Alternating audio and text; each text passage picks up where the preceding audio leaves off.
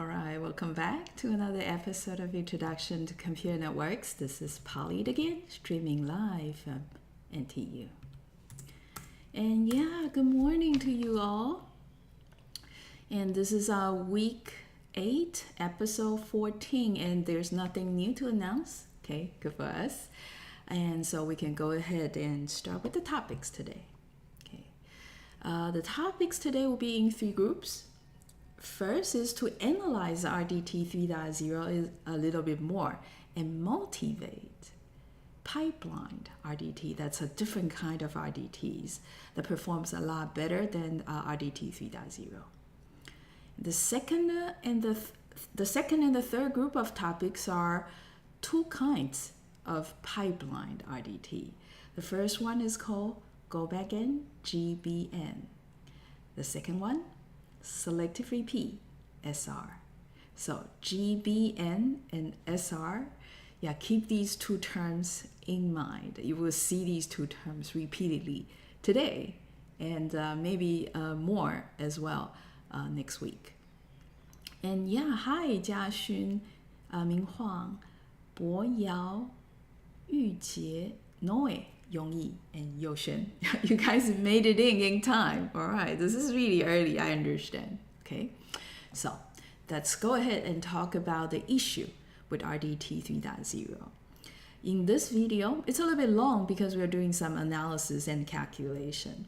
So in this video, you will see Polly defines a term called utilization first. So this is utilization of the capacity of a link. You will see in RDT 3.0, although it works, yeah, it handles bit errors, it handles also packet loss. It's gonna work, but it's not gonna perform very well. The utilization in particular is very low. RDT 3.0. We spent quite a lot of time talking about it, and finally it seems to be working for the bit error case and the packet loss case. And you know what? It works indeed, okay, but it does not work that well. Okay, let me use this example here to explain. So let's suppose we have a pair of sender and receiver. In between them, there is this link, 1 gigabits per second. Okay. And the propagation delay one way is 15 milliseconds. And between the sender and receiver, the packet size is 8,000 bits. And that is the equivalent of 1 kilobyte. So this is very typical of a TCP connections packet size. And you see also earlier doing the trace routes, 15 milliseconds is very typical between 2 routers on a local area network. And 1 gigabits per second link, this is very commonly seen. Some of the Ethernet connections are actually 10 gigabits per second already. Now, let's try to calculate. First, the transmission time. Well, you learned already in chapter 2, right? It's the packet size divided by the transmission rate. So packet size, transmission rate, 1 gigabits per second. And we get 8 microseconds as the transmission time. Now, the performance we'll be looking at here is this, the utilization of the link between the sender and receiver. Okay. If this is high, that means, ooh, sender is actively sending all the time. So usually the throughput is going to be better. Okay. But if the utilization is low, the throughput is not going to get any better. All right. Now, in order to calculate the utilization, let's recall how RDT 3.0 works.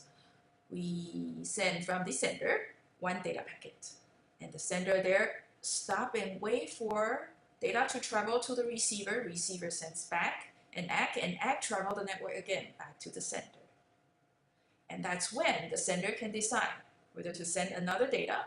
So sender there again, stop and wait until data travel to the network, ACK travel to the network, and then send another one. So you see that the sender there is working in cycles. Stop and wait, stop and wait, stop and wait.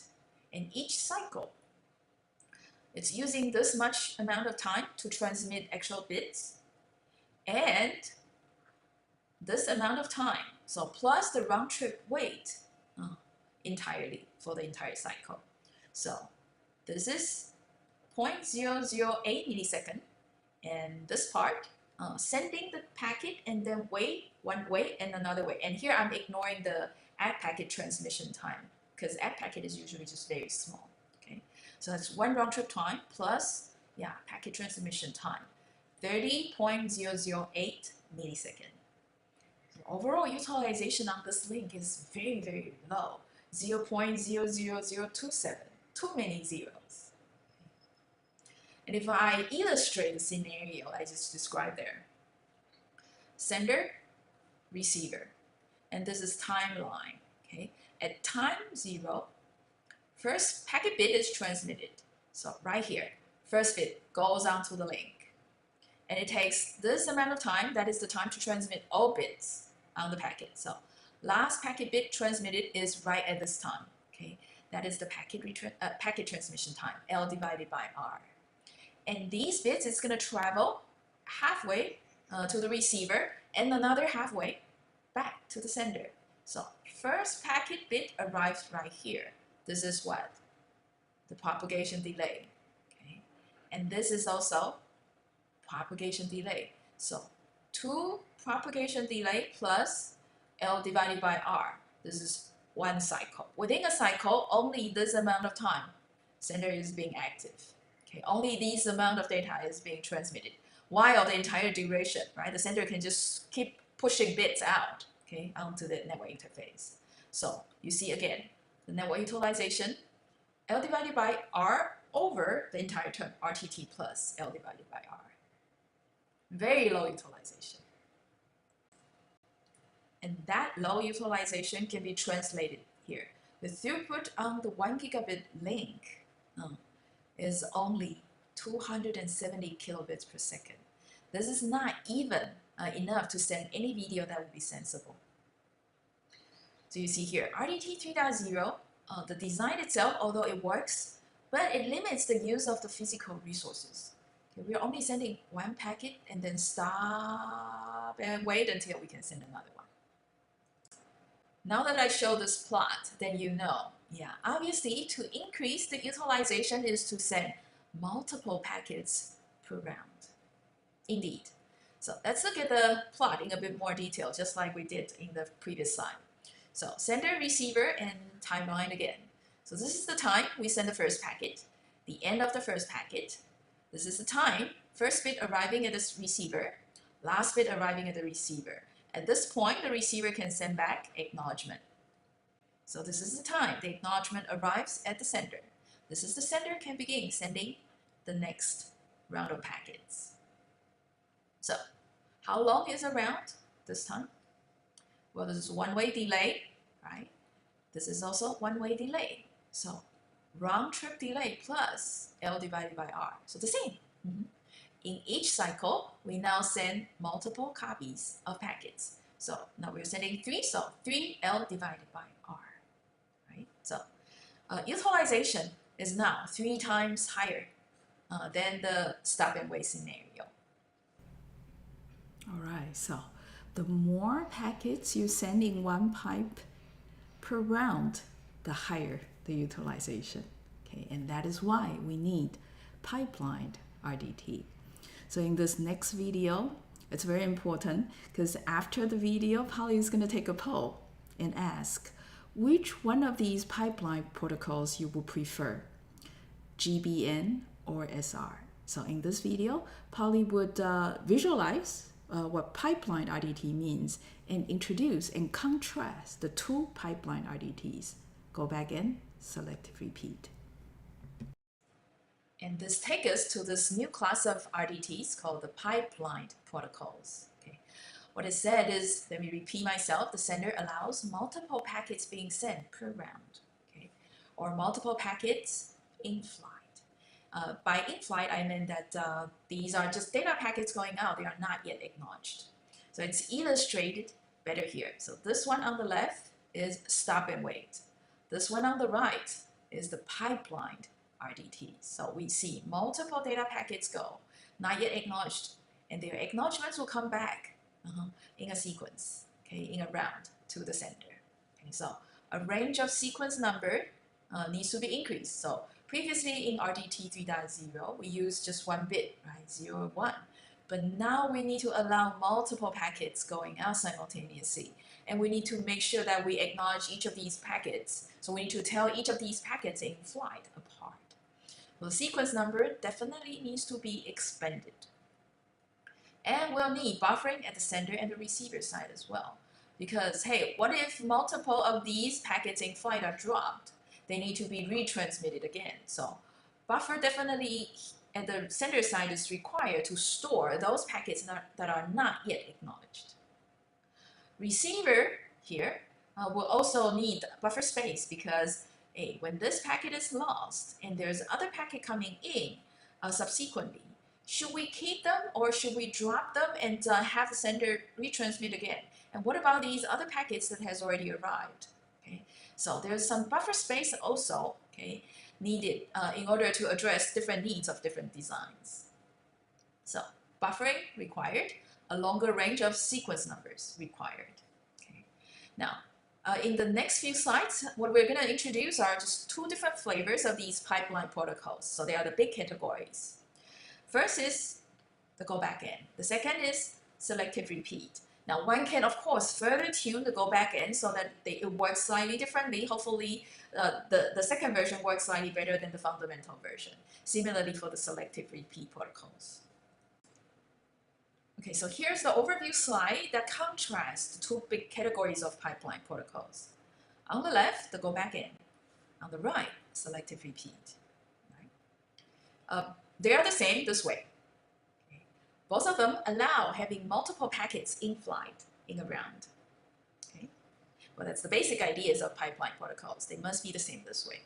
And then everything else will be different. First of all, okay, what the sequence number in the ACK packet means very different. One is to indicate I'm acknowledging an individual packet. So when the receiver in selective repeat sends an acknowledgement, that sequence number in the acknowledgement is to acknowledge exactly the data packet carrying that sequence number. But for go back N, the receiver sends back acknowledgements, but the acknowledgement carries a sequence number such that all the data packets before that sequence numbers are acknowledged. So this is a bit odd. Okay, so that one sequence number seems to be acknowledged all the packets before that. But the fact is that what the receiver is doing is this. The receiver will not add packets if it arrives and the receiver finds that there's a gap in between. So packet 1, 2, 3 missing, 4. Okay. When 4 arrives, the receiver does not send back acknowledgement 4. Instead, it sends acknowledgement 2 because there's a gap in the middle. So what the receiver of go back N here is saying is, I'm actually telling you to which point I do have consecutive receive data packets. Okay. So the next one is, yeah, the beginning of a gap, definitely. And the two categories work also very differently here. Timer. Okay, if you recall in RDT 3.0, yeah, we need a timer in order to tell whether a packet is dropped or not. Yes, go back in and selective repeat. Both of them implements timer. Okay, but in selective repeat, there's one timer for each packet that is still in flight, not yet acknowledged. Okay, so one timer, one packet. But for go back in, there's only one timer for the oldest unacked packet. So in one round, there'll be a lot of packets being sent, multiple packets being transmitted. Okay, there's going to be just one timer for the oldest unacked, meaning if you send one flight out, there's just going to be one timer for the first one in that flight. Okay, and if the first one is acknowledged, there'll be a timer for the second packet that is now the new oldest packet that's not yet active. Okay, so yeah, one timer for a flight of packet in go back in. And the last difference is this. Okay. For selective repeat, when timer expires, the sender only retransmit the unacked packet. So whatever that timer says, if this is for sequence number 10, then it only retransmits packet 10. But in go back in, when the timer expires, it's going to retransmit from that oldest unacked packet. So all the unacked packets from the oldest one to the newest one. All right, so each timer is going to trigger retransmission of the rest of the flight of the packets. All right. Now, I don't know how many of you get it. It seems that between go back N and selective repeat, The differences is mainly in what is the unit, okay, that each of the protocols will handle when retransmission is necessary. In Go backend, the unit is a train of packets, right? A flight of packets. Therefore, there's only one timer for this train of packets, this group of packets. In selective repeat, each packet is treated as a unit. So there's one timer for each packet. When the timer expires, you just retransmit that packet. See? The unit of data being handled between go backend and selective repeat being different. All right? Now, the poll. Between go backend and selective repeat, which one do you like better? Based on what you heard so far. All right?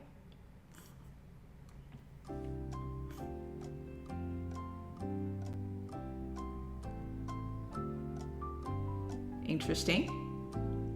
Interesting. Very interesting. Aslam, very good.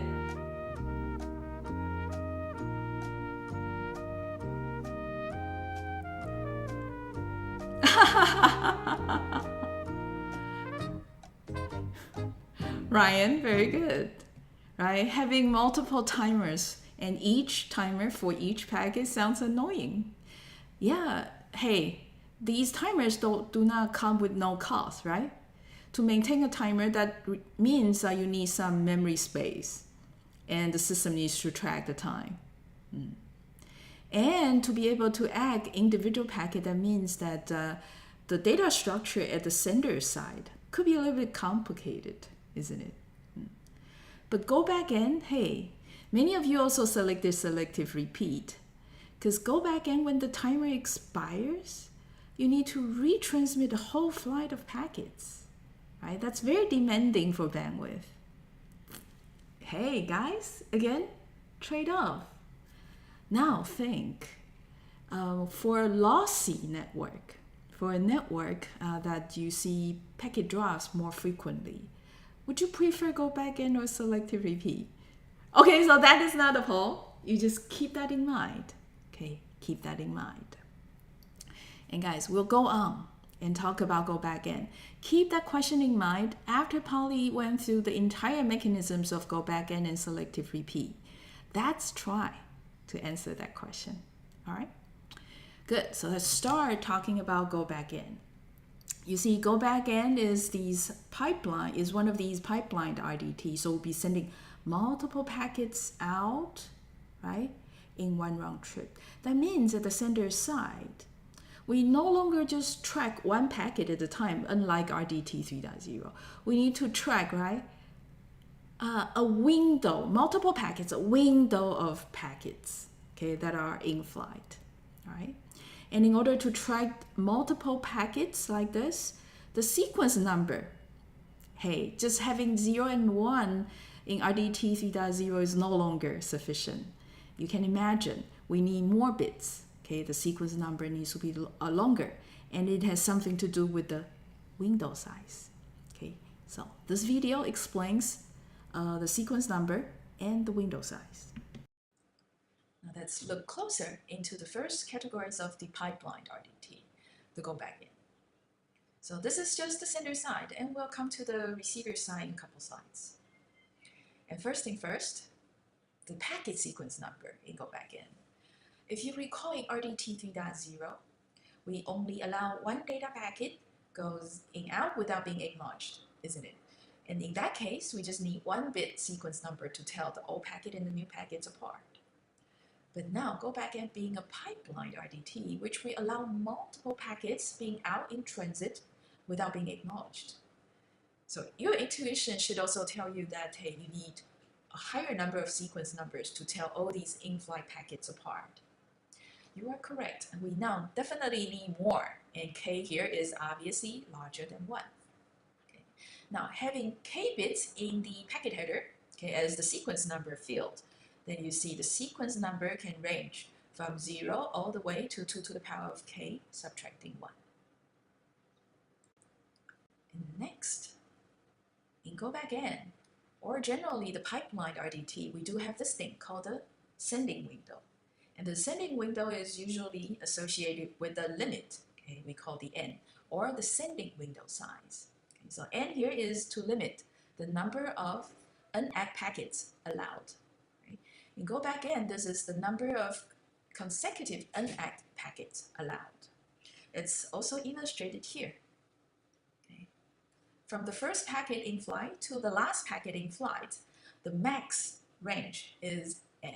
Right? So at any given point in time, we allow only up to n packets being in transit, not yet acknowledged. And so you see here, this thing is also called the sending window, right? And n here is the sending window size.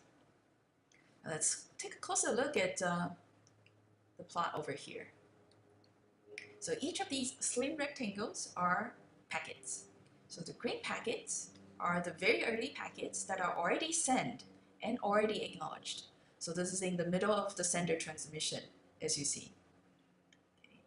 And yellow packet, starting from here, the send base. So this is the first packet that is being sent out and not yet acknowledged.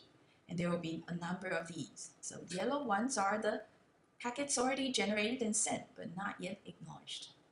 Okay. Now, depending on the application level source, the message could be large or small. Okay, so this is illustrating a case when the message is not that large, meaning you don't need to generate that many segments at the transport layer to cover the entire message. So potentially, within the limit n, we might have some sequence numbers that allow us to generate packets to send out, but we don't really need them. So the blue ones are usable, but not yet sent. Okay, so essentially, yellow plus the blue ones should be less than n. Right? Now, to indicate the beginning of the usable packet sequence number, we use yet another variable, the next seek number. Right? So send base, or sometimes I just call it the base, okay, is the base of the sending window. Next seek number is the next available sequence number that we can generate data packet within the window n. All right. And the last one, so these blank ones are simply outside of the window limit, so not usable. Right.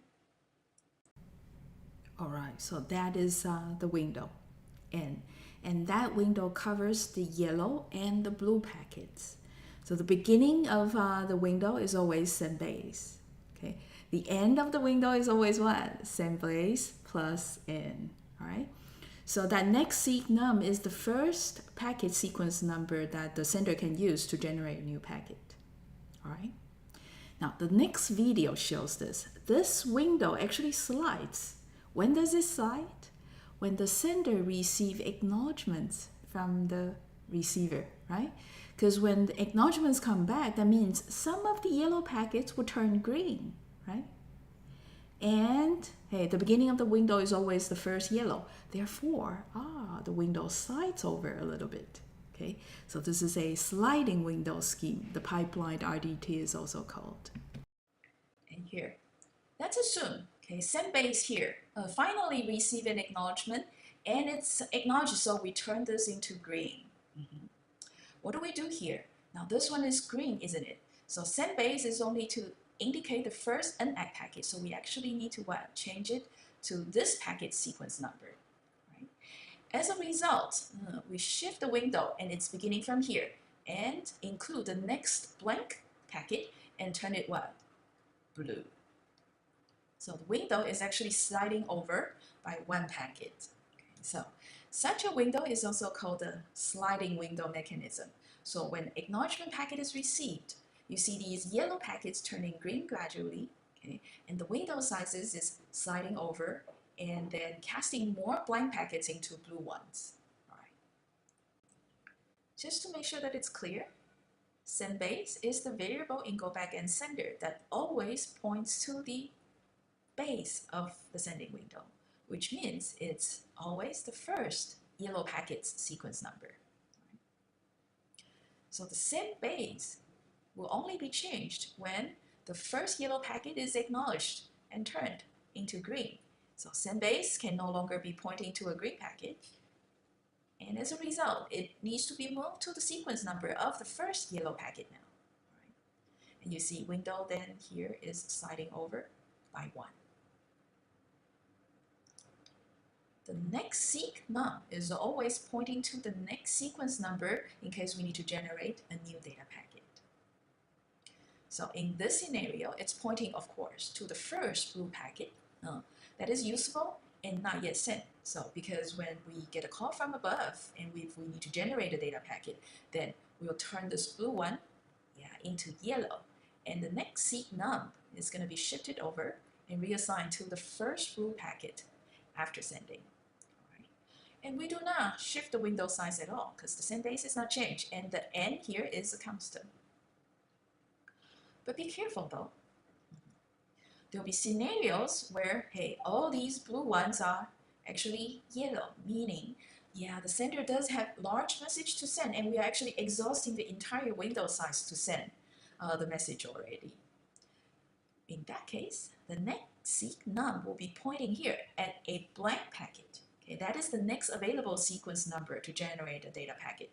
But it's not quite yet pointing at the blue one because, yeah, there's no blue packet at all. All right, so next seek num, to be very precise, it's just to point into the first sequence number in case we need to generate another data packet. All right. Before we go down to work on quiz 21, I would just want to make sure something is clear. The send base will only change when an acknowledgement packet is received. The next seek num will change only when there is a data packet, a call from above. All right, so the send base and the next seek num, the sliding of these two variables at the sender side depends on different situations. Okay, good. Now let's go to quiz 21. So this is the go backend sender, and this is the sender side window that you're seeing. So the send base obviously in this scenario is what? 23. The next seek num in this scenario is obviously 33, isn't it? And I introduced a new variable called the first gray packet. Okay, in this scenario, the first gray packet is 39, which is the first packet that you cannot yet use, outside of the window. So Q1 ask. So Q1, Q2, Q3 ask independently, always starting from these three values. So Q1 ask, what will be the value of these three variables after sending 4 more packets? Okay. Q2, what will be the three values be starting from 23, 33, and 39 after receiving an ACK for packet 28? Q3, what if we receive an ACK for packet 32? So for all three cases, the values will start from these three. 23, 33, and 39. Now let's go to the score space, WA quiz 21. You guys have 4 minutes. Polly will take the fast and correct responses for bonus this time. And let's go.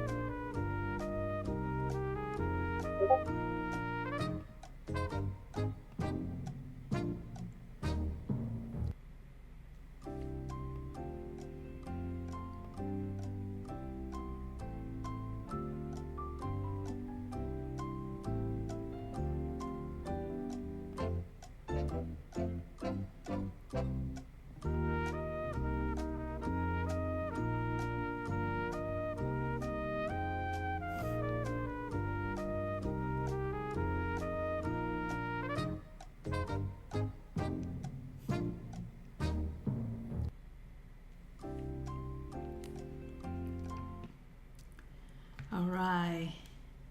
Yeah, I think most of you have got the idea. Mm-hmm.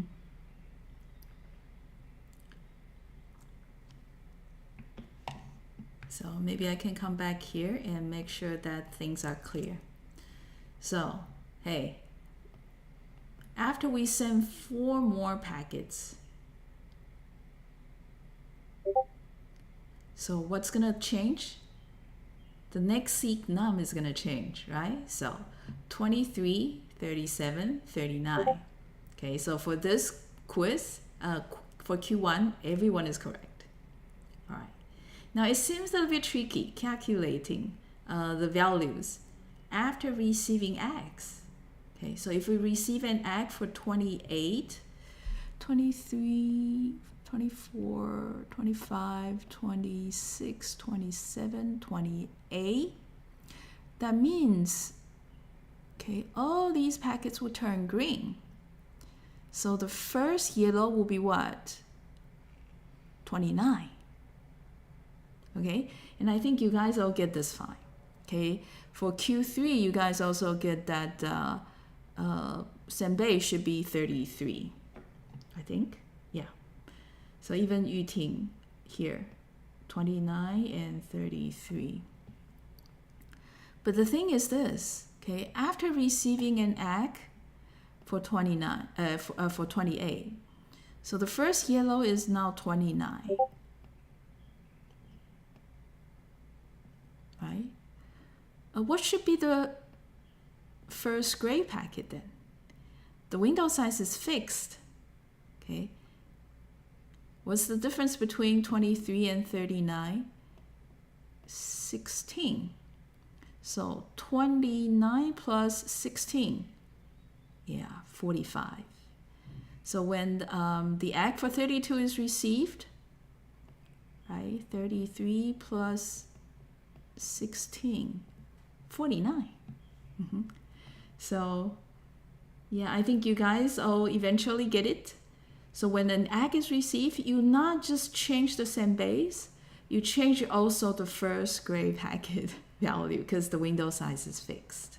Okay, so yeah, team 7 here, the first gray is changed to 45 and 49.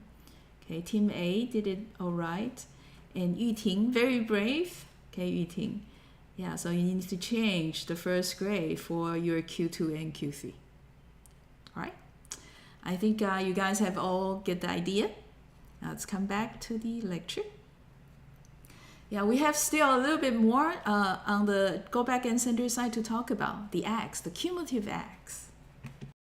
The rest of the go back end you heard a little bit already about. The act, the sender received, is going to be a cumulative act. Okay? What it means is that in the sequence number of the cumulative act, it indicates all the data packets before this number n are acknowledged. Okay, so all packets before n, including n, are green. All right. Now, if the sender receives duplicate acknowledgements, so hey, act n has already been received, but the next moment, another act n is received. What does that say? If you recall earlier, yeah, that usually meant, oh, packet n+1, there is a gap at the receiver. And receiver does not send acknowledgement up to sequence number n if there is actually any gap before it. Right? So receiving of a duplicate act at sender side indicates, yeah, whatever n is +1 is a packet that's missing. Timer. Yeah, there is only one timer for an entire flight of an act packet. So it's a timer associated with the base, okay, of the in-flight an act packet train. Okay, so that is essentially this. Yeah, the oldest in-flight an act packet is always indicated by the send base. In a way, yeah, there's a timer associated with the send base essentially. Whenever the send base is changed or whenever the send base is refreshed, we refresh the timer or restart the timer. If it's a bit unfortunate that we do have packet loss such that the timer needs to time out, then we retransmit the entire flight of packet, starting from n all the way to the highest number that's not yet act. So that means starting from the send base all the way to the last of the yellow packet. So timeout indicates the entire flight of the yellow packets will be retransmitted. All right, so now you know that receiving an act, go back and sender would change the send base and the first gray. The sender will also what? Stop the timer that is associated with the old send base that you just acknowledged and start a timer for the new send base. Okay? And in case the timer for a send base times out, the entire flight of these yellow packets will be retransmitted. All right, so let's go back and sender. I hope it's clear. Now, let's go over the finite state machines of the go back in. All right. So the first video is in fact more a review of RDT 3.0. So you see that at the center of RDT 3.0, there are a few important transitions, okay, the sender might take. Okay, so this is the review video. Go back and sender's finite state machine. Before we start talking about this, let me review RDT 3.0 sender's finite state machine. And here it is, the RDT 3.0 sender. Okay, so we're starting here. Okay, and there are 4 typical transitions: 1, 2, 3, and 4. So first is to get a call from above. We generate the packet starting from packet 0, send it out, and then start the timer. The other is getting a feedback from the receiver. If it's not corrupted and it is indeed the act we're expecting, then that's a positive acknowledgement, so we stop timer and move on to send the next packet. Third is when it's a little bit unfortunate, the packet is not correct or not arriving at the receiver, timeout will be triggered. So we retransmit the packet and start the timer again. Last one is when you get the feedback, it's unfortunately corrupted, then we do nothing. So we kind of ignore these 2 conditions on purpose. The second condition is, yeah, we get an act all right, but this is what carrying 1, which indicates this is a negative acknowledgement. Right? So in these 2 cases, instead of quickly retransmit, we just ignore. So this is a quick refresh of RDT 3.0. Yeah, so you see, essentially, there are 4 key transitions for the sender to do. One is when there's a call from above to send data, right? And there's the second one is what? From below, an ACK arrived, right? So the sender needs to tell, hey, whether the ACK is really acting packet and changing the send base and etc. Third transition, when the timer times out, right, the sender needs to transmit. And the fourth transition is to receive what? A corrupted ACK or a ACK that is duplicate, indicating that the data going to the receiver is corrupted. Okay, so there are just these 4 kinds of transitions. All right. Now let's see how go backend handles, or how go backend is different in these 4 transitions. So this first video is going to talk about the first 2 transitions that are more important: getting a call from above, getting a call from below. In Go Backend Sender finite state machine, we also have these 4 transitions: getting a call from above, receiving feedback from the receiver and it's not corrupted, having the timeout event, as well as getting feedback from the receiver but it's corrupted. Okay, very similar. And then we go through them one by one. Now let's start from the getting a call from above transition here. Comparing to RDT 3.0's getting call from above transition, this one is pretty long. Yeah. And it starts from a if-else condition check. And the condition is this guy here. If the next seek num is less than base plus n, so base plus n is what? The window range, isn't it? If the next seek num is within the range, that means, okay, we can now generate still some data packets. So, makes sense. We go ahead and create the packet using the data from the application layer, generate the checksum for the data, and then give it the sequence number. Okay. Here. We are now using an array of send packet here to store all the packets being generated. This is because Go Backend is a pipelined RDT, meaning there will be multiple packets in flight, so they'll be generated, being transmitted, but not yet acknowledged. So these send packets will need to be stored temporarily at the sender before they are acknowledged, because chances high that you need to retransmit it somewhere later. Okay, so we need an array instead of just one packet there to store the packets that are in flight. Next step, send the packet out. Oh, and then we need to start the timer, right? This is to handle the cases we could have packet losses. Just like in RDT 3.0, the difference to RDT 2. something is to have these timers. So we need to start timer, definitely. But in Go Backend, we have one timer for the entire flight of an ACK packets. So we need to check, right? We cannot be starting a timer for every data sent. So here we're checking. If the packet we are now generating is indeed the base, the first yellow packet, because the timer in Go Backend is associated with the first yellow packet, so associated with the base. So only when the packet we are generating is the base, then start timer. Otherwise, don't. So this ensures that we have only one timer for one flight of an ACK packets. And the last is straightforward, just increment the sequence number by 1. So this is if the next seek num is within the window. Otherwise, refuse data. So this is telling the application layer process saying that, hey, I cannot be sending more data packets. So you hold on and you try calling the RDT send after some time.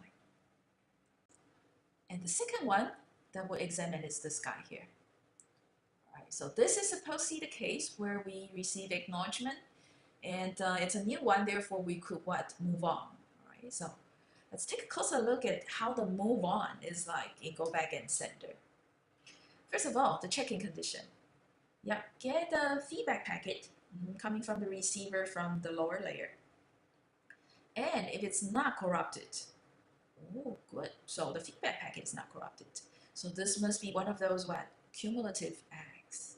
So inside the ACK, there's going to be carrying a sequence number. So why don't we get that sequence number out? So get ACK num. Okay, so this is a new function call introduced into Go Backend's finite state machine. So that is just a bit abstract, but what it does is to get the sequence number in the cumulative ACK packet here. All right. And we simply change the base to that sequence number plus 1. All right. So this is the first packet that is unegged. Hey, makes sense, right? Receiver sends a cumulative egg. So that egg carries the sequence number n, which indicates all the sequence number before that, including n, are acknowledged. And the n plus 1 is the first in the gap at the receiver. The first one, that egg cannot be acting. Okay, therefore, base is assigned to that value. Okay, makes sense. Oh, but we check. So just like in the generating data part, there are a lot more check. Being careful here. If the base is nulled, the next seek num. What does that mean? Base should be the first yellow, and next seek num should be the next data that is allowed to send. But next seek num cannot be a yellow packet, right? So if they are the same, that means there are no yellow packet at all in the window. Okay, which means all the packets that's not yet egged at this point in time are already egged. Okay, so stop timer because there's no pending packet, okay, waiting for acknowledgement. Otherwise, restart timer. So we receive a cumulative egg. The base is reassigned such that it's pointing to the first yellow packet. Okay? And so we refresh the timer for the first yellow packet for the base. Okay? So restart timer. Right? So the only thing that's a bit odd is this. There's an if condition to check whether we should stop the timer because all standing packets are cleared. All yellow ones suddenly turn green. Or we need to refresh because the base is either refreshed or changed to a new value. And therefore, we need to restart the timer, okay, for the refreshed first yellow packet. All right, so you see, call from above and call from below. And some of you might be a little bit keen about getting the call from below. In the RDT 3.0 case, only the new egg, okay, with the events, okay, the window. But in go back and sender, as long as the egg comes back, as long as it's not corrupted, okay, the second transition there would take it in. The only difference is just that whether a timer is refreshed or stopped. So in RDT, go back in the sender side, if a duplicate egg is received, in RDT 3.0 we do nothing, but in go back in, refresh the timer. Okay. Now, the last video about the sender's finite state machine here, which talks about the third and the fourth transition. And the third transition is straightforward. It's actually very similar to RDT 3.0's timeout event. We restart the timer and retransmit the packets. In RDT 3.0 sender, we retransmit only one packet, but this time in go back in, we retransmit for the entire flight of packets, starting from the base to the packet right before next seek num.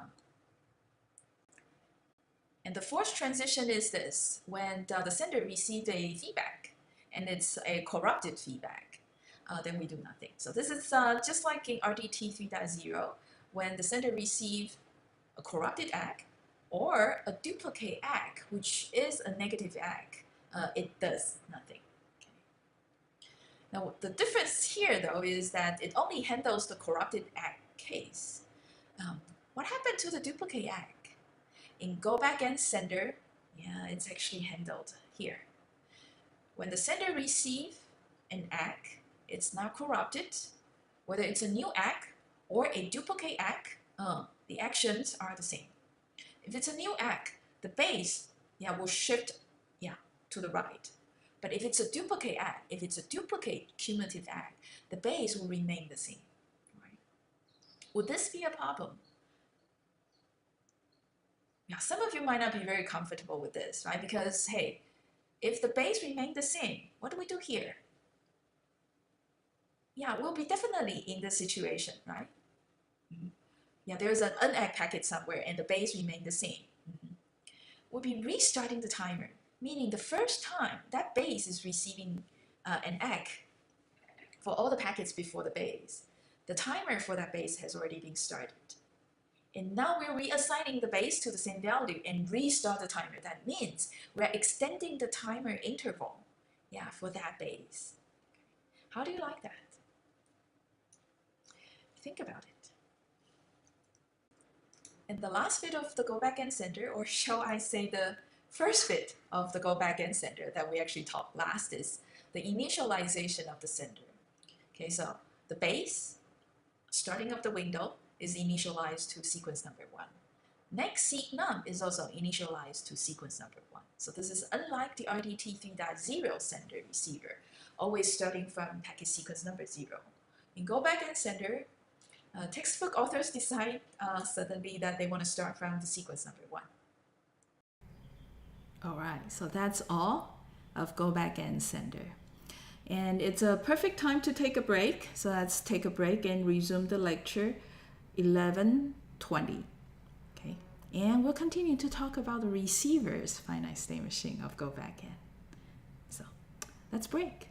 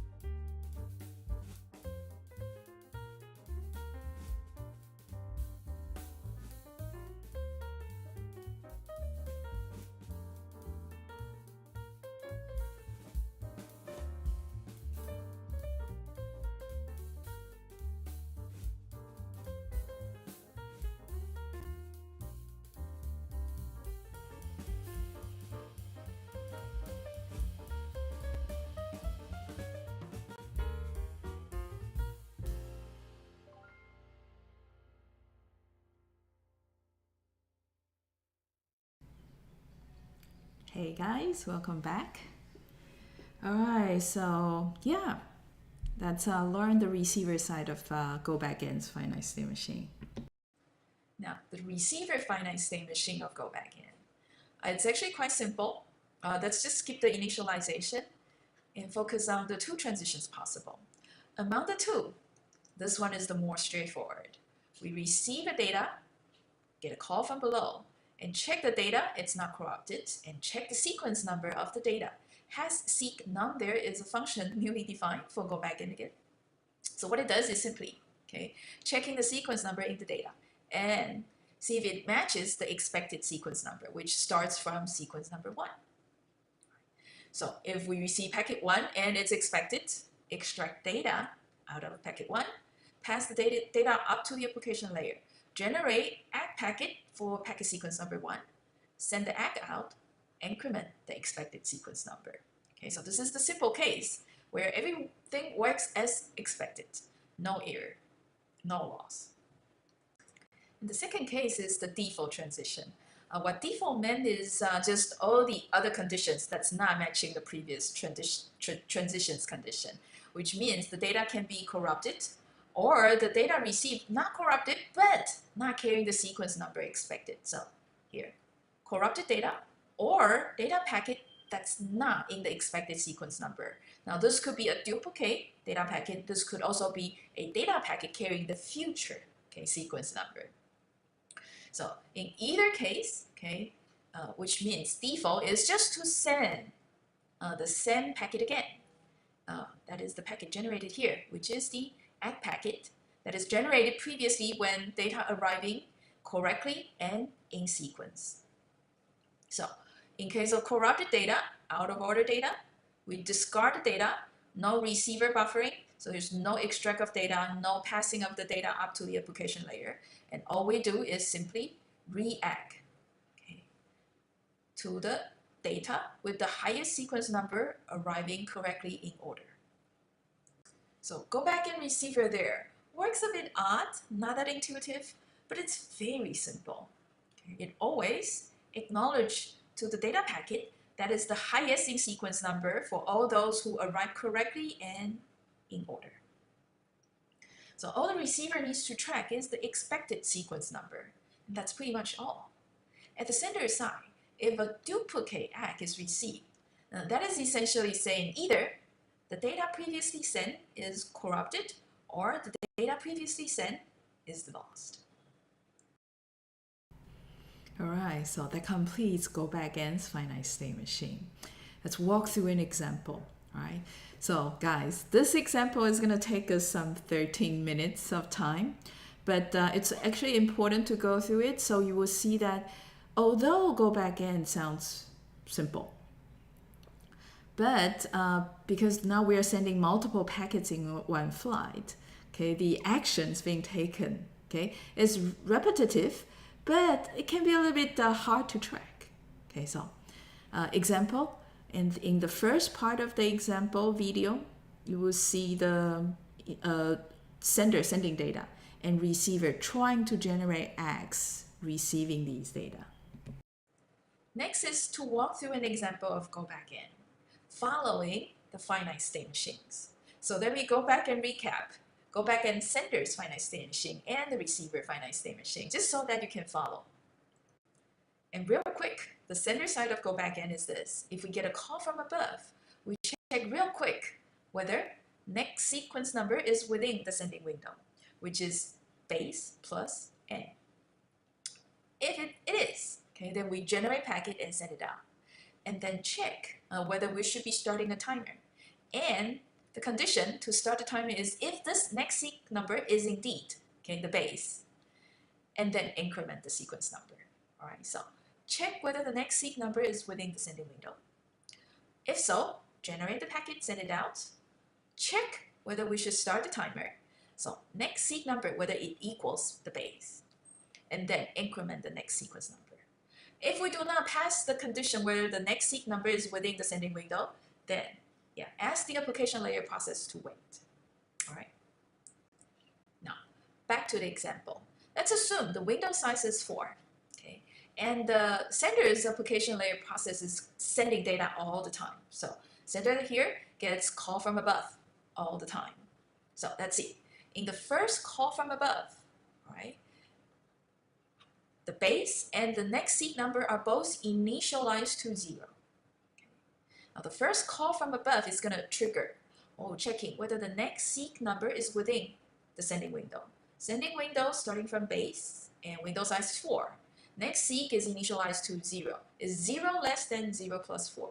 Yes. So we generate the packet, send it out. And next what? Check whether we need to start the timer. And the condition to start the timer is only when the next seek number equals the base. Next seek number is 0, base is 0. Cool. Okay. Packet 0 is indeed the first of the first flight. So start the timer here. All right. And next is just to increment the next seek number to what? 1. So next sequence number here at the beginning is 0.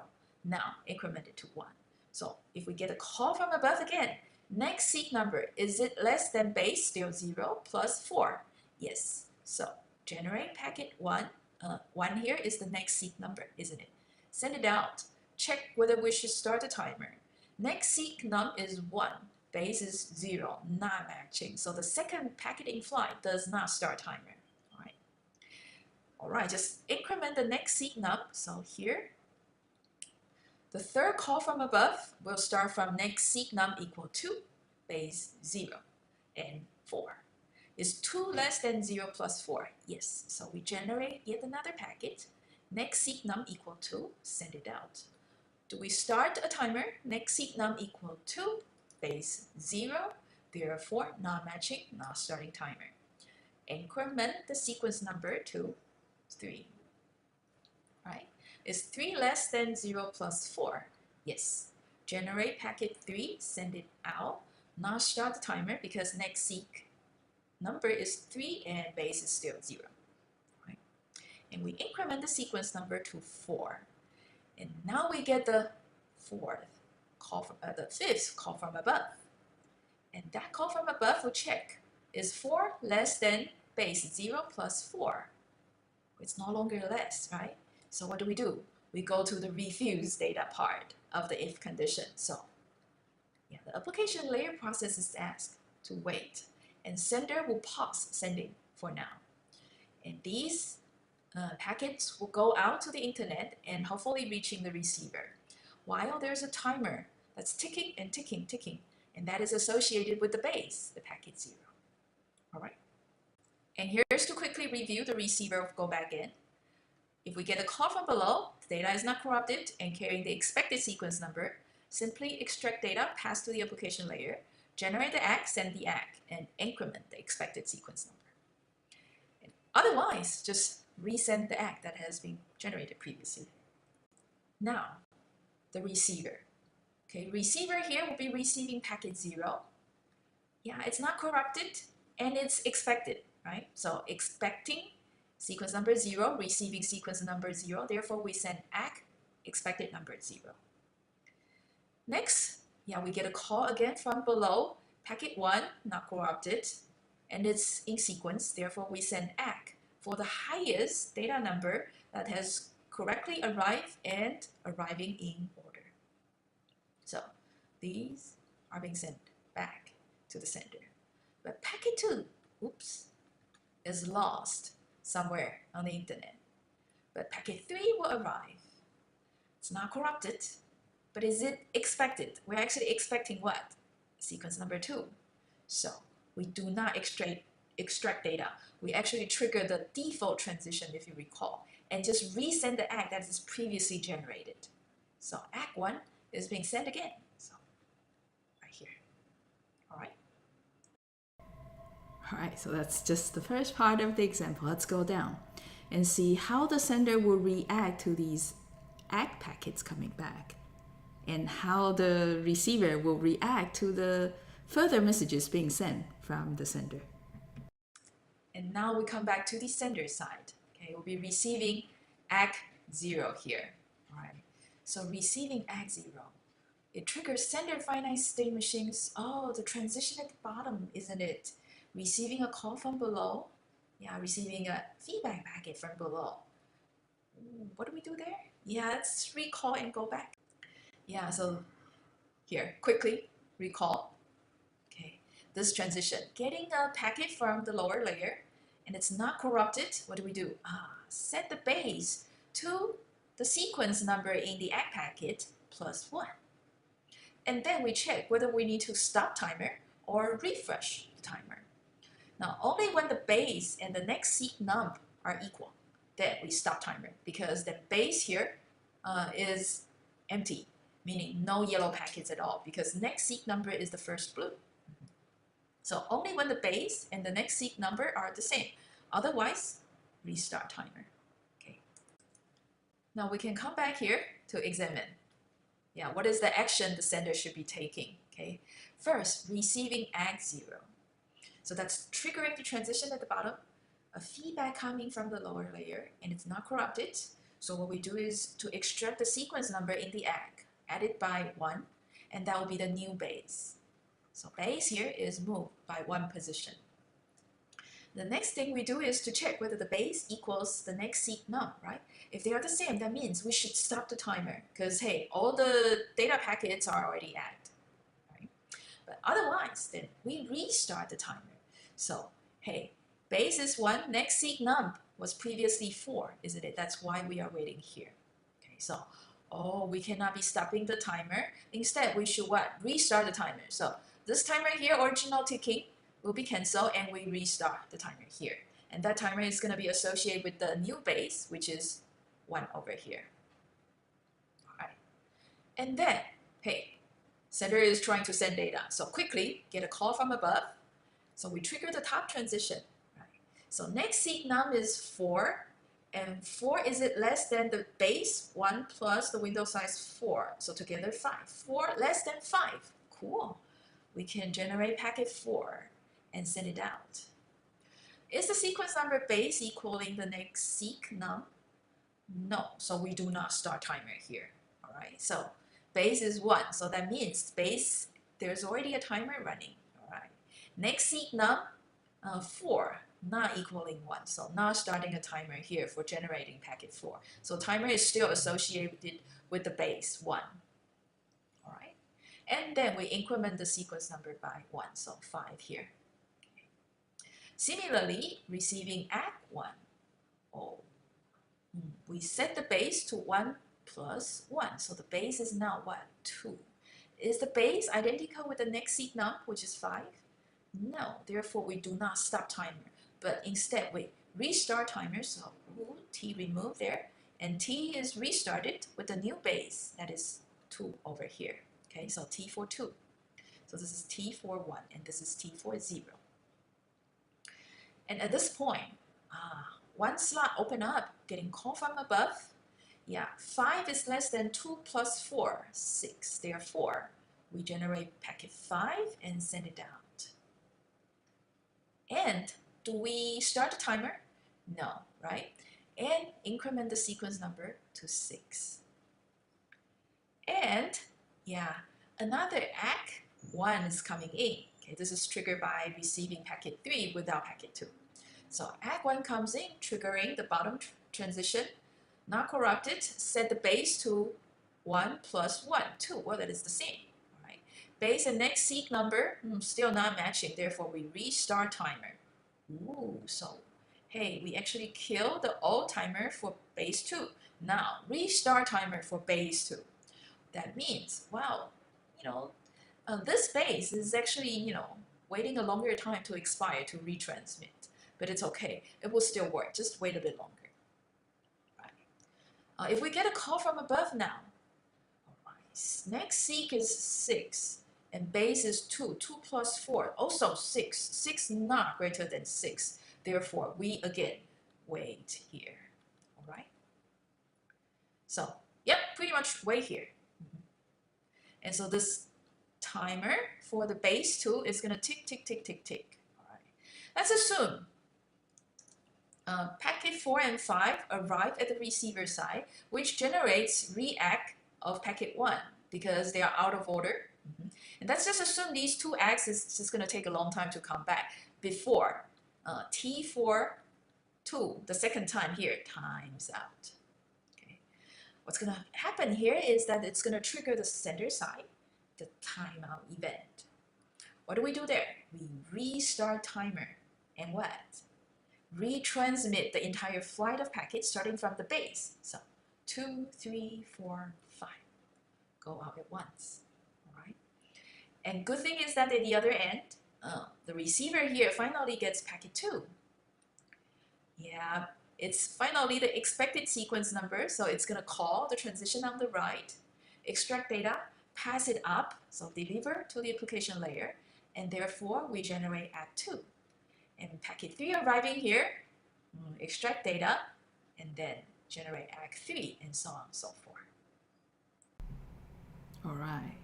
Now you probably get a sense that go back N works not so well for random packet drops, because when that happens, as you see in the example, we wait a long time for the timer to be restarted and finally expire. And what do? You retransmit the whole flight of packet, including some of the packets that are not dropped but arrived. Okay, because the receiver side does not track out of order packets. Okay, they are discarded. All right, so go back in. Probably doesn't work all that well for random packet drops. But if the packet drops are consecutive, okay, if there's a packet drop and the likelihood of the subsequent packets will also be dropped is high, then go back in will be efficient, because retransmissions will be necessary anyway. All right.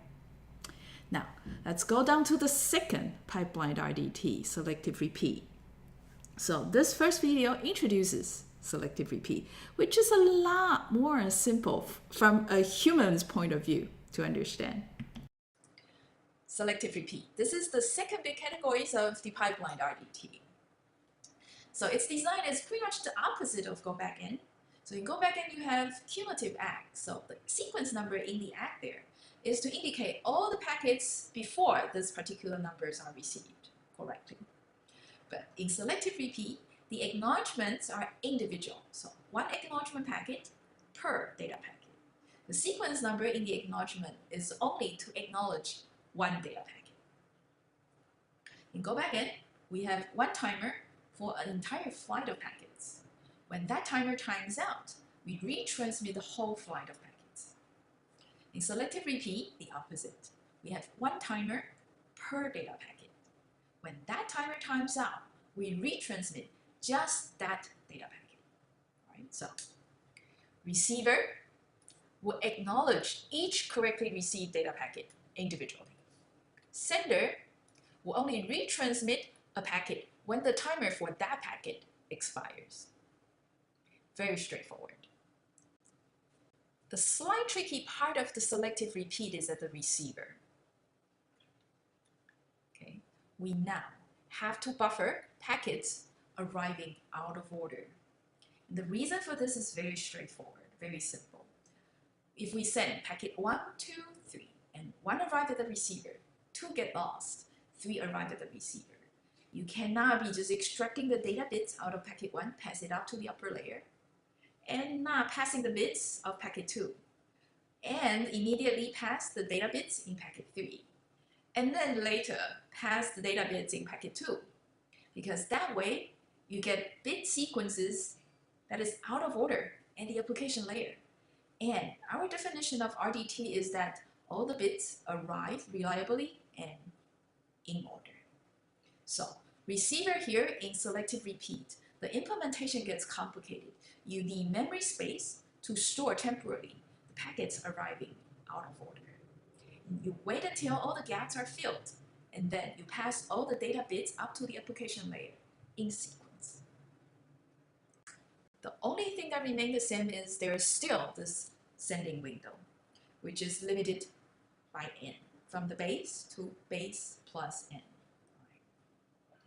Now, be a bit careful in selective repeat though. What we are limiting there is the sequence number of the unact packet. So what is the maximum sequence number there can be unact.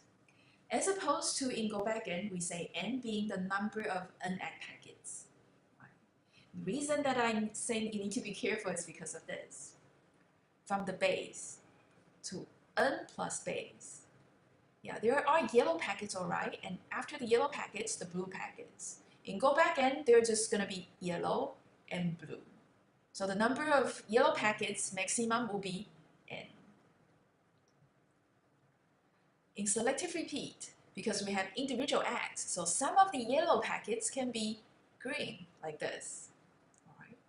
So even though they're turned green, but that doesn't mean that they will include these 4, okay, into the window, like this.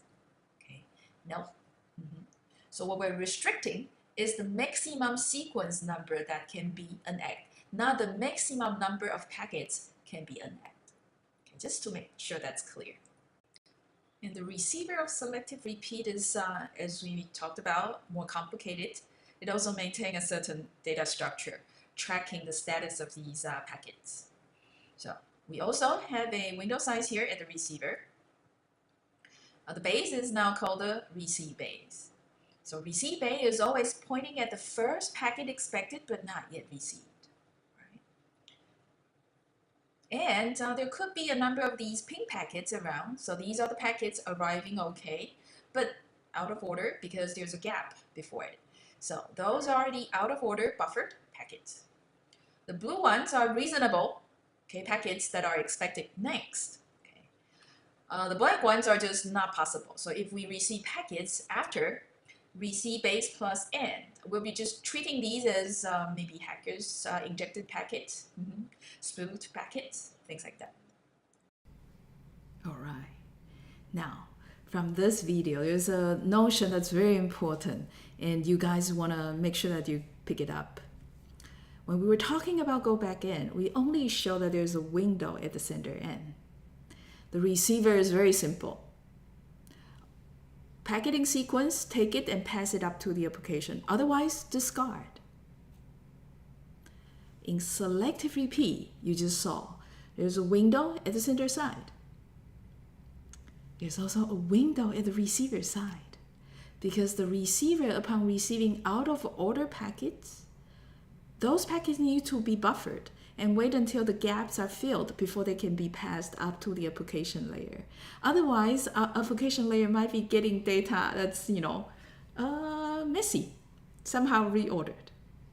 So, buffer space is required at the receiver side for selective repeat. Buffer size is required to track, to cache all the packets that are in flight because you're not quite sure whether they are received successfully. So at the sender side, no matter go back in or selective repeat, buffer space required. Okay. Just that in selective repeat, those green packets means that they are acknowledged. So you can actually temporarily demalloc, free those packets memory space. But it's only intermittent because when the window slides again, you need to allocate also the memories back. All right. So in selective repeat, you definitely need more memory space at the receiver side. And you are not quite sure how much memory you can save at the sender side. It really depends on the dynamics of receiving the ACKs. All right, there's a question. Cheng'en asks, how do you determine the timeout period for go back in? That is a very good question, Cheng'en. That is the hardest thing to do for go back in. You see, if you set the timer too short, what's going to happen is timeout would happen frequently, and the whole flight of packets will be retransmitted no matter what. That's a lot of consumption to network bandwidth. But if it's too long, see, if we receive duplicate ACKs and go back in, we will restart the timer. It means that it will take. So we'll need to wait a long time in case there's a packet loss before these packets can be retransmitted. Okay, so setting up the timer for go back in is the hardest thing to do. So again, if you want to choose go back in, you want to make sure that you know how packets might get lost and how bit errors might occur in your network. All right. you probably don't want packets having bit errors too frequently for go back in, because that's going to also restart the timer.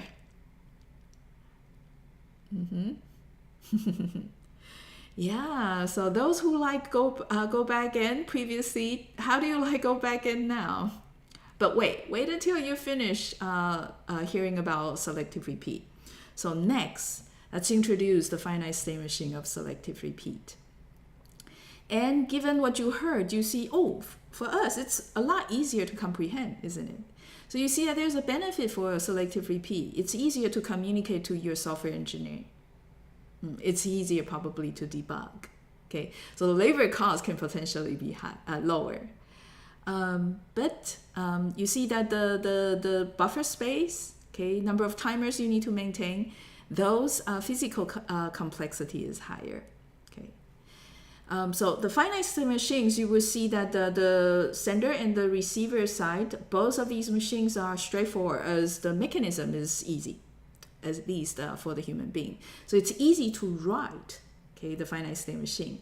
And if you recall, go back against finite state machine, there are just 4 major transitions. You know what? The same for selective repeat.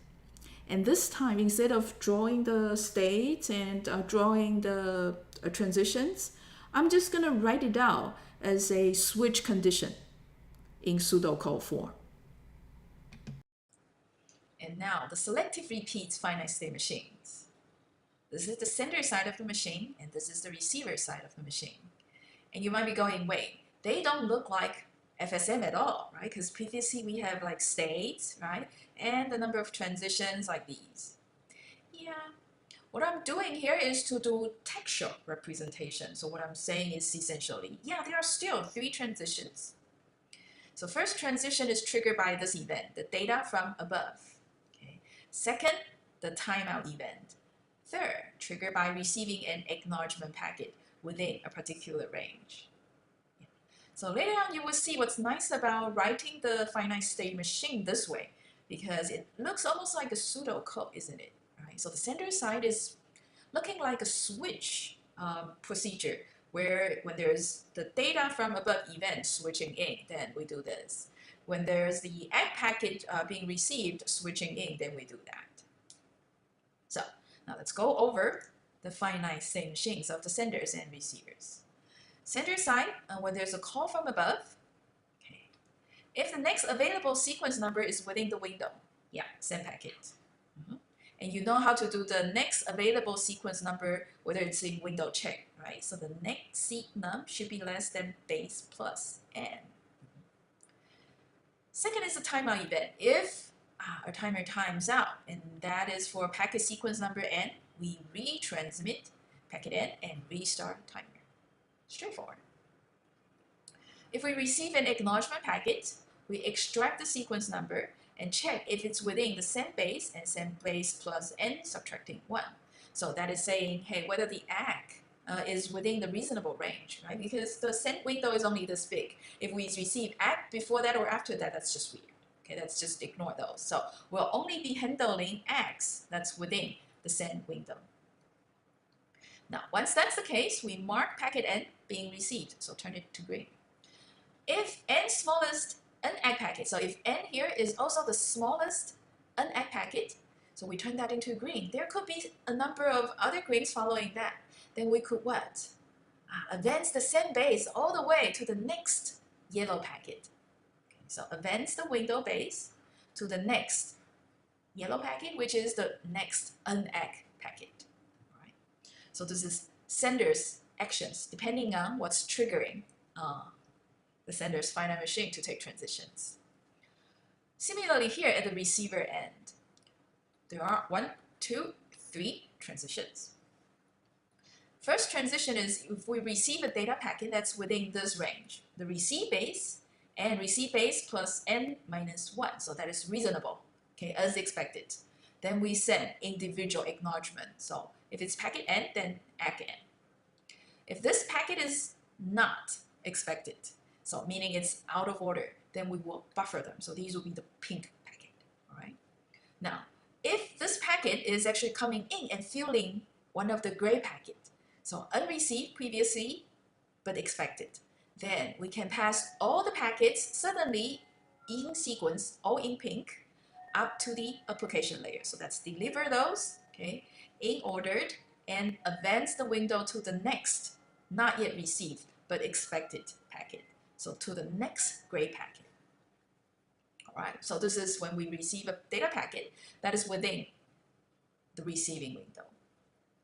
If we get a packet, okay, that comes in, but it's actually in this range, receive base minus n to receive base minus 1.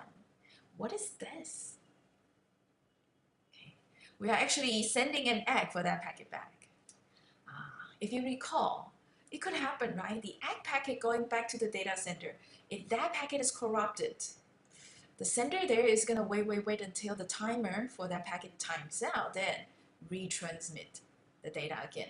But that data has already been arrived at the receiver previously. And that's why the receiver sends an egg back to the data at the first place. And that's before the data is found corrupted at the sender as well.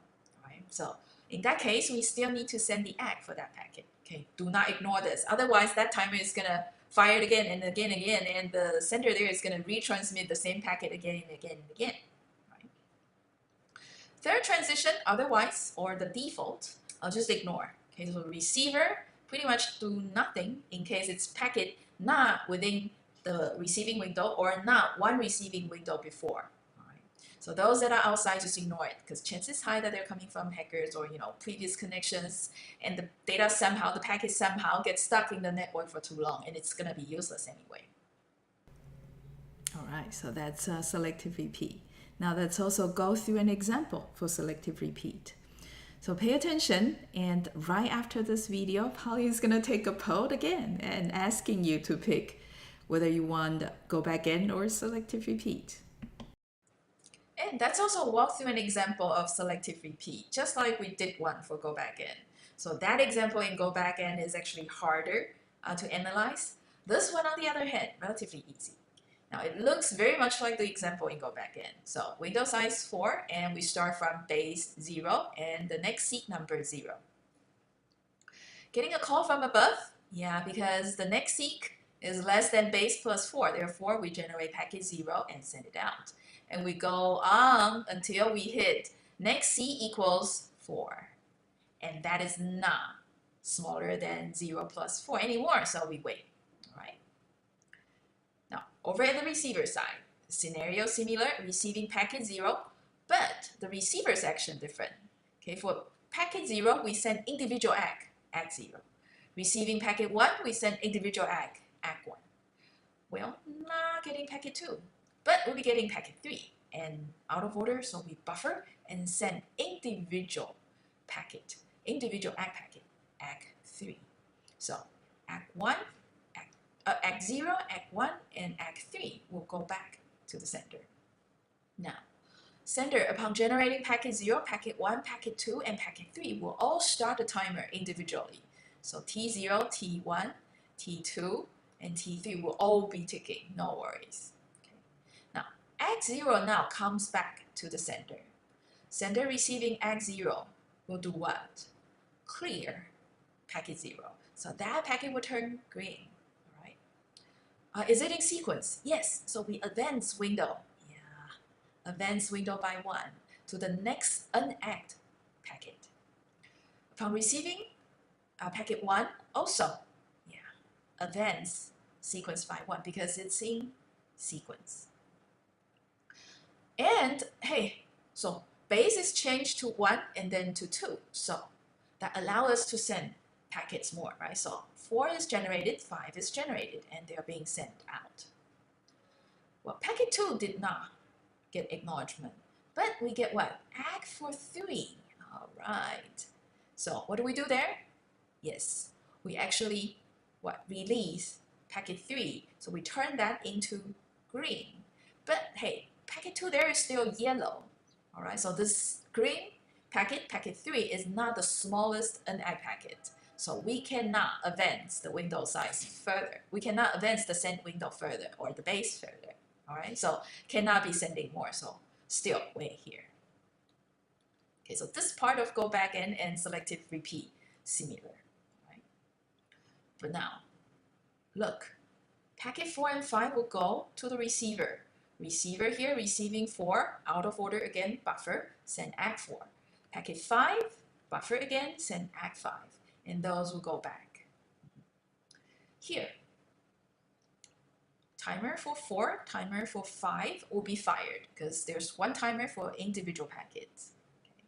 So finally at this time point, timer for 2 finally expires, and therefore we resend packet 2. Packet 2 goes out, received. Finally, this is the smallest unACK packet, and all the packets subsequent packet 2, 3, 4, 5 can be passed up, okay, in sequence to the application layer, and we send back ACK for 2. All right. So simpler. All right, now the poll. When it comes to labor cost, okay, consider the effort to code and debug. Which of the two, go back in versus selective repeat, would you pick?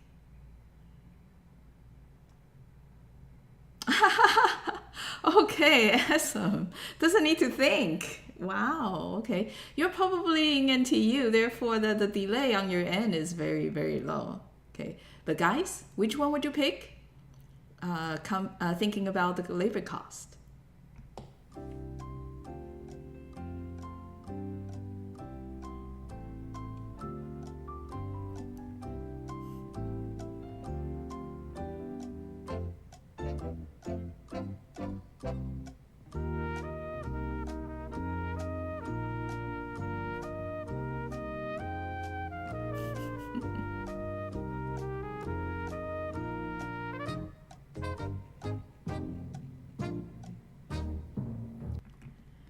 Yeah, it just sounds a lot simpler, isn't it?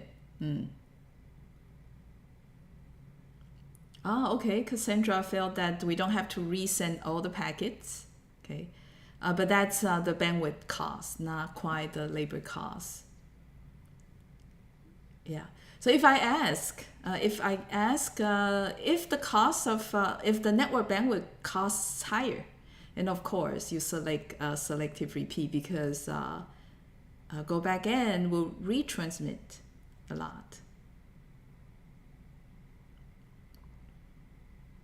Yes, I was asking about the labor costs, all right, which is different from the bandwidth costs. And if I say that the memory cost is the highest, which one would you pick then?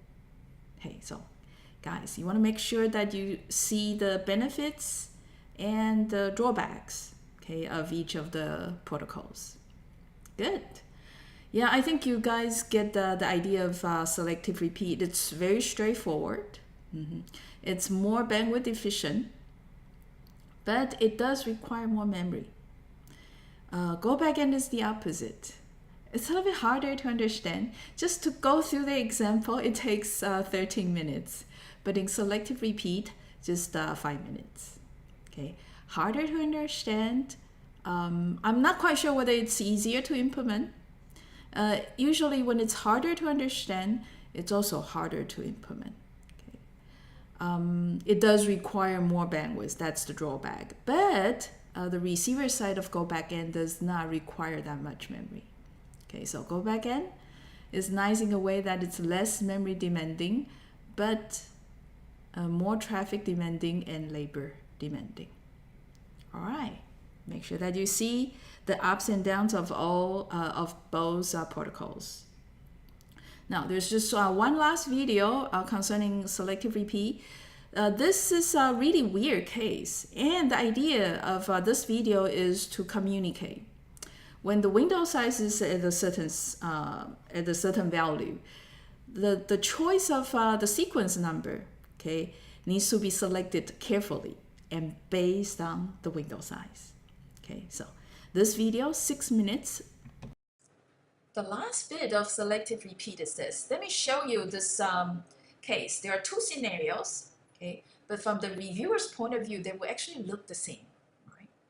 And this is due to the fact that the sequence number here, the sequence number space, and the window size there is not set in a way that we could tell individual packets apart. Those who are sent earlier versus those who are sent recently. Okay, so The example goes, sequence number, only 2 bits, so there are only 4 different numbers. Window size, 3. Right. So the selective repeat sender side will look like this. Well, the window size is 3, so we can only send 3 packets back to back of each other. So packet 0, packet 1, packet 2 goes out. Receiver here receiving 0, 1, and 2. They will then send back act 0, act 1, and act 2. So act 0 here arrives back at the sender first. And this is in sequence, so we advance the send base. And we generate yet another packet to go. All right. And the next act, that's going to advance the send base further to 2. All right. And we generate yet another packet to send. And the next one will be what? Yeah, carrying sequence number 0. Now, if packet number 3 did not arrive at the receiver, all right, receiver here will see, all right, I got the packet 0. And you know what? Within my window, I am indeed expecting someone carrying sequence number 0. So this one will be what? Buffered. And an act of 0 being sent back to the sender, isn't it? All right. So that seems to be fine. Yeah, this is the no problem case. Wait until you see the next one. Here's the next one. Same scenario, window size only 3, and we have sequence numbers. There are only 4 of them. So we send packet 0, 1, and 2 out. Receiver here generates act 0, act 1, and act 2 back. But unfortunately, all of them are lost. So timeout is going to happen and retransmit packet 0. This packet 0 will go, and receiver here will say, hey, you know what? I'm expecting packet 0. It's within the receive window. So buffer and send back act for 0. Sounds familiar, isn't it? Because that's exactly what's being done here in the first scenario. So from the receiver's point of view, identical. Also, buffer the packet and send back act 0. But the thing is this, at the sender side, you see, this packet 0 is a retransmission of the first packet 0. But this packet 0 here is actually the second packet 0, no longer the original, the first packet 0. All right. So if packet 3 here arrived at the sender, the sender is going to what? Clear that gap and pass 0 up to the application layer. Before that, pass, of course, packet 3's bits into the application layer. So 3 and 0's data bits will go to the application layer. But look here. Now, this is packet 0. When packet 3 finally comes here, it's going to clear and send packet 3's bits as well as this retransmission 0's bits up to the what? The application layer. So you get unwanted duplicates. So you do have a situation here. From a receiver's point of view, it actually sees no differences in the 2 scenarios. You get duplicate data in the end in case B. So we need to be careful here to prevent packet 0 here and packet 0 here obviously are 2 different packets, but being confused as the same packet. Okay, so according to case A, we'll actually pass packet 0, these bits again to the application layer. Not good. Right? So in order to tell this packet 0 and this packet 0 apart, we have to think, what is the worst case? Okay, can we use a sequence number such that we will not be confusing this packet from this packet? Okay, so a new packet should be farther away, should be carrying a sequence number that's farther away from an earlier packet. And no worries, if you look at this, case number 2, case B here, is already the worst case that I'm illustrating. So in this case, we're seeing that the receiver is advancing the receiving window one after another. So receiver is saying, hey, everything is okay, let's move on. But sending side here, not getting any acts back, hesitates and waits and waits and not moving. So you have one end moving really fast and the other end staying. Okay? So you see in the end, the worst case is what? The sending window never really moved, but the receiving window moved the entire end. Right? So they are actually end apart. If you want to make sure that none of the packets still in the sending window will be confused with the packets in the receiving window, what do you need to do? Isn't it obvious? The sequence number, make sure that the space is larger than 2 window sides, right? Then, hey, packet sequence 1 will never appear again in the next window, in the receiver's window, all right? So you will never have the trouble of confusing an old packet from a new packet. And that is why the sequence number space here needs to be larger or equal to 2 times the window size. There. For these pipelined RDT, you want to make sure that the sequence number is long enough so you will not be confusing an old packet with a new packet. And that principle is sequence number twice the window size. All right? Good. Before I flash quiz 22, due to time limit, quiz 22 is going to be a take-home quiz. Okay. What I want to say is this. I understand now. Zhixiang and Cassandra and Aslam. I guess you guys were paying attention because I said that before playing the example video. Polly is going to take a poll again and asking you to choose go back in and selective repeat. So you guys have thought about which one you want and give the reason. Very good. Yeah, it's just that at the end I added a additional condition, the labor cost. Okay, but if it's labor cost, hey, based on what you guys have responded, it's quite obvious. You will take selective repeat. And also Cheng En, you know what? About deciding what is the perfect timeout interval? Attend next week's lecture. We're going to talk about TCP. And a part of TCP's RDT, okay, devises a mechanism to determine what is the perfect timeout interval. All right? Great. Now let me flash quiz 22. With the discussion in between the videos, guys, I think quiz 22 is something that's doable on your own at home. Okay, so which RDT would you use and why? In case the bandwidth is limited. Obviously you won't choose go back in, right? If the center side memory is limited, which one would you choose? Well, both of the protocols need to maintain the sending window, memory requirement the same. But one of them requires multiple timers and each timer requires memory, isn't it? And third, receiver side memory. Okay, this one is obvious. Okay, I don't need to give more hints. And Q4. If you are to program a pipeline RDT with minimum effort, which one would you pick? Yeah, it is also almost obvious now. Okay, good.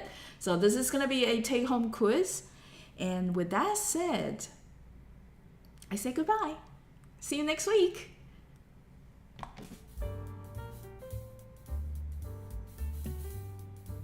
And of course, you're free to stay and type up you guys' solution for quiz 22, right?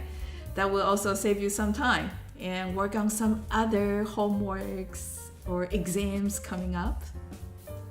Okay, bye.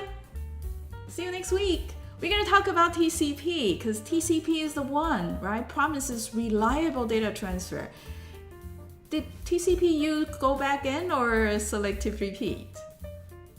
You will find out next week. All right. Yeah, you have a nice week as well, Ali. Okay. Bye.